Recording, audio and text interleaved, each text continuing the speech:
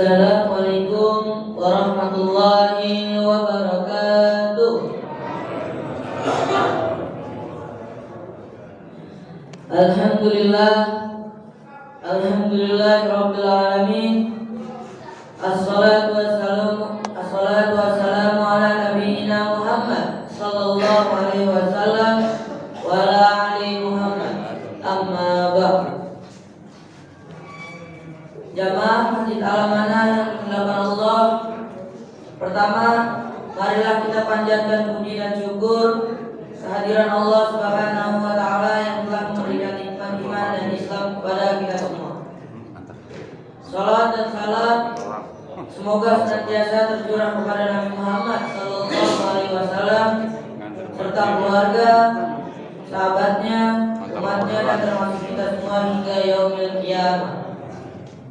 Hadirin jamaah sholat isya yang dimuliakan Allah Subhanahu wa taala, ada beberapa pengumuman yang akan disampaikan. Yang pertama adalah laporan harian kas Ramadan Masjid Al-Amanah. Pemasukan amal jariah malam lalu sejumlah Rp900.900. Pengeluaran sebesar Rp400.000. Jadi saldo kas harian Ramadan sampai malam ini sebesar Rp18.361.000. Jazakumullah khairan hasiran. Informasi kedua, pada malam hari ini ceramah tarawih akan disampaikan oleh Ustaz Ade Suhairi MA dan sholat tarawih akan dipimpin oleh Ustaz Ahmad Siddiq. Kami menghimbau kepada seluruh jamaah untuk menjaga kerapatan dan kerapian saf selama sholat tarawih, serta kami mohon untuk mengawasi putra-putrinya agar tetap tenang sehingga tidak mengganggu kehusuan sholat kita. Demikian pengumuman ini akan kami sampaikan. Apabila ada kekurangan, ada kesalahan, kami mohon maaf. Kepada Ustaz Ade Suhairi MA, waktu dan tempat kami persilakan. Wassalamualaikum warahmatullahi wabarakatuh.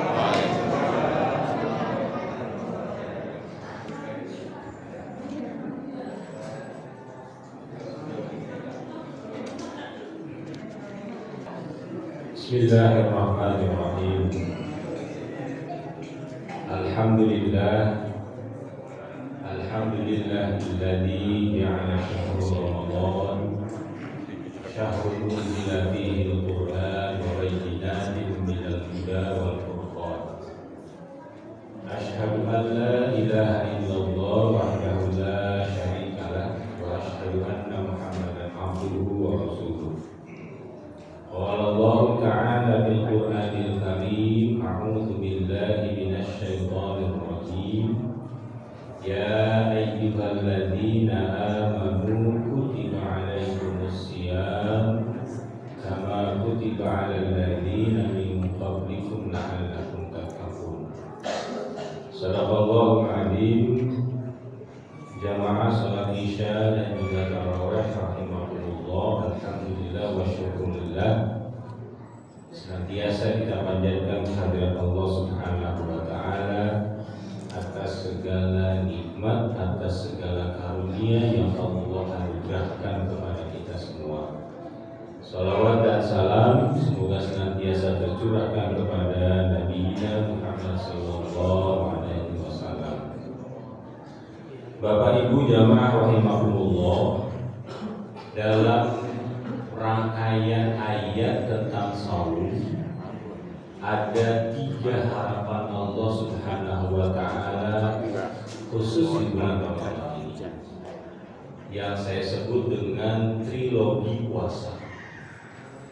Harapan Allah ini ditandai dengan kalimat la'alla. Jadi ada 3 la'alla, ada 3 harapan Allah dalam rangkaian ayat saum itu. La'alla yang pertama, harapan yang pertama adalah la'allakum tattaqun, supaya kamu menjadi orang yang bertakwa. Harapan yang kedua adalah wa la'allakum tashkurun, supaya kamu menjadi orang yang bersyukur. Dan harapan Allah yang ketiga adalah la'allahum yarshudun, supaya mereka mendapatkan petunjuk. Kenapa Allah mengharapkan hambanya? Yang pertama untuk tetap bertakwa kepada Allah Subhanahu wa Ta'ala. Sebab takwalah satu-satunya modal seorang hamba bisa masuk ke dalam surga. Ayatnya jelas, wasari'u ila magfiratin min rabbikum wa jannatin 'arduha as-samawati wal ardh u'iddat lil muttaqin. Jadi surga yang luasnya seluas bumi dan langit itu hanya diperuntukkan untuk hamba-hamba yang bertakwa saja, tidak yang lain. Yang kedua, hanya bermodal takwalah seorang hamba hidupnya akan mendapatkan keberkahan di dunia maupun di akhirat. Al-Quran menyatakan walau anna ahlal qura amanu wattaqu, seandainya saja penduduk sebuah negeri itu dia beriman, dia bertakwa, la fatahna alaihim barakatim minas samai wal ardh, kami akan buka, kata Allah, apa keberkahan yang ada di langit maupun yang ada di bumi. Itu modal utama seorang manusia. Oleh sebab itu, dalam perjalanannya yang namanya modal utama ketakwaan seorang hamba ini, dia akan berhadapan dengan musuh yang juga luar biasa. Apa musuh ketakwaan seorang hamba itu? Musuh utama, musuh terbesar ketakwaan seorang hamba itu adalah nafsu. Sehingga Nabi mengatakan dalam hadisnya, musuh terbesarmu adalah nafsu.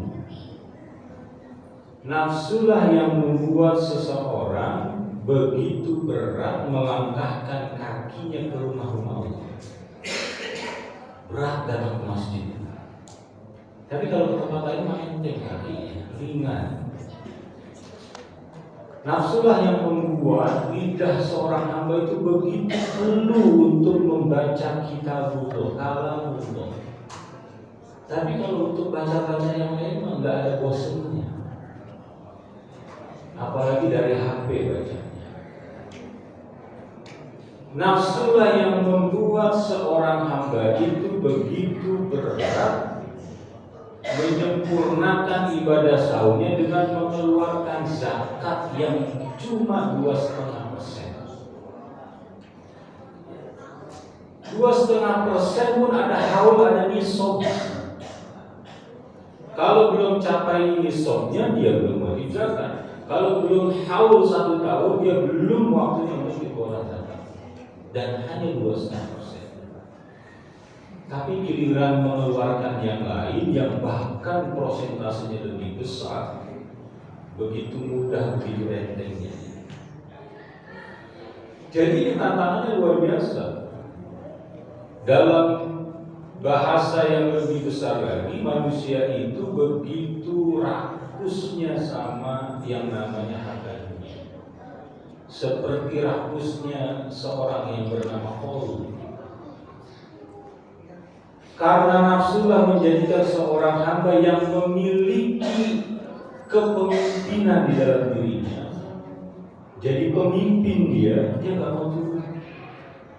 Terus saja pengen memimpin, nggak mau berhenti. Kalau bisa sampai mati, kalau bisa jangan sampai mati. Seperti siapa? Seperti Firaun. Gak mau dia berhenti, bahkan nantangin Tuhannya Musa dengan menyuruh Haman membuat piramid setinggi-tingginya. Maka musuh yang sangat luar biasa bagi ketakwaan yang bernama nafsu ini harus dilawan, harus dikendalikan sedemikian. Caranya dengan apa? cara yang paling jitu melawan dorongan hentakan hawa nafsu itu adalah ibadah saum. Saum adalah syariat yang paling efektif menekan dorongan nafsu seorang hamba, sehingga dia tidak beringas, sehingga dia tidak liar. Makanya ada sebuah penelitian menarik di Amerika itu, di penjara-penjara Amerika begitu banyak mereka yang masuk Islam dan kemudian belajar berpuasa. Sisi-sisi keberingasan, kebrutalan, kerakusan itu mulai terkendalikan dengan sangat luar biasa. Bahkan ketika mereka sudah keluar dari penjara, dia tidak kembali lagi. Artinya begitu luar biasanya ibadah saum itu mengendalikan hawa nafsu, keberingasan seorang manusia. Nah, itulah harapan Allah dengan adanya ibadah saum ini, supaya dorongan-dorongan hawa nafsu itu bisa dikendalikan sedemikian rupa sehingga ketakwaan seorang hamba itu terjaga sedemikian rupa. La'alla yang kedua, harapan Allah yang kedua adalah la'allakum tashkurun, supaya kalian bersyukur. Apa syukur itu? Syukur itu kata Ibnu Taimiyah adalah menerjemahkan nikmat yang Allah anugerahkan kepada seorang hamba dengan lisannya, dengan mengucapkan alhamdulillah. Kemudian dia meyakininya dengan hati. Dan yang lebih daripada itu, dia menerjemahkan kenikmatan-kenikmatan itu, rasa syukurnya dengan beribadah kepada Allah Subhanahu wa taala. Jadi semakin dia beribadah kepada Allah Subhanahu wa taala, sesungguhnya seorang hamba itu sedang mensyukuri apa yang diberikan oleh Allah Subhanahu wa taala. Kenapa kita harus bersyukur? Sebab begitu banyak, begitu luar biasanya nikmat yang Allah berikan. Satu saja nikmat yang Allah berikan kepada kita berupa kehidupan. Gimana coba cara balasnya? Maka Al-Quran menyatakan wa in ta'uddu nikmatallahi la tuhsuha. Mau coba-coba hitung nikmat dulu, nggak akan sanggup, nggak akan bisa. Nah, terkait dengan bulan Ramadan, apa yang harus kita syukuri? Tiga. Yang pertama, hadirnya bulan Ramadan yang harus kita syukuri. Sebab di bulan Ramadan dibuka seluas-luasnya, selebar-lebarnya pintu surga. Di bulan Ramadan diberikannya begitu luar biasa maghfirah Allah Subhanahu wa taala kepada hamba. Dianugerahkan rahmat yang begitu luar biasa kepada hambanya di bulan Ramadan. Maka hadirnya bulan Ramadan ini adalah nikmat yang sangat luar biasa yang harus kita syukuri. Yang kedua yang harus kita syukuri itu adalah hadirnya Al-Quran. Al-Quran hadir di bulan Ramadan, hudan linnas wa bayyinatin minal huda wal furqan. Dia sebagai petunjuk Al-Quran.